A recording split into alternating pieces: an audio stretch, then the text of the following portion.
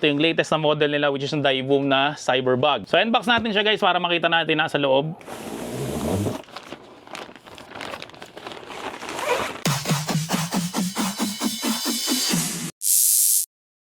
So ito yung pinaka-LCD natin, then sa may loob niya ay ganito yung itsura niya. So may lalagyan siya ng laptop for 16 inches siguro to or 15 inches. Then meron siyang USB cord kasi dito natin sinasaksak guys yung power bank. Para nga guys gumana yung LED display niya. Yan, so marami pang compartments sa may loob, then syempre ito yung user manual. So ngayon guys, testingin natin. Syempre meron akong power bank, so isasaksak ko lang siya dito.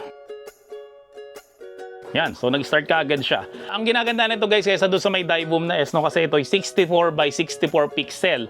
Yun kasi guys, si 16 by 16 lang. So minsan may mga gusto kong ipakita sa may screen.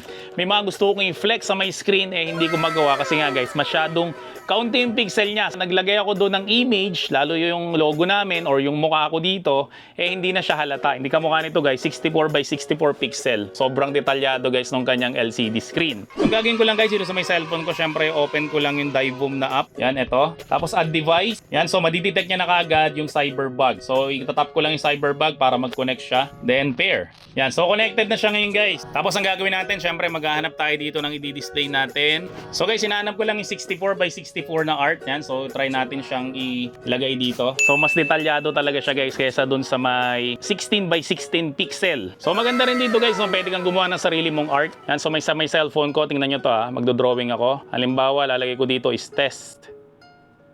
Di ba nakita nyo na test ang nakalagay. Yan. So tuwing nag-scroll up ka dito, pwede ka mamili ng design. Di ba ang cool?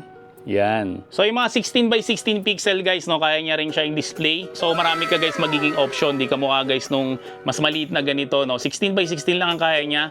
Kapag ka 64 by 64 is hindi niya na kayang i-display. Yan, no, makikita nyo na mas detalyado guys yung kanyang display kaysa nga dun sa may una. So ito pakita ko sa inyo na patayin lang natin yung ilaw. Pag sa gabi guys, no, nasa likod to ng bike mo o nasa likod to ng motor mo, for sure hindi ka mababangga. Kasi pwede mo tong lagyan ng iba't ibang signs or pwede rin guys na ganito lang guys yung ilalagay nyo. So guys, sa mga gusto mag-avail nito, ang presyo talaga nito is 8,000 pesos. Pero guys, meron akong link na alam na nabili ko lang to for only 5,300 pesos. So kung gusto mo guys malaman yung link na yon para makatipid ka guys ng 3,000 pesos, ilalagay ko guys yung link na yon sa may description section ng video na to.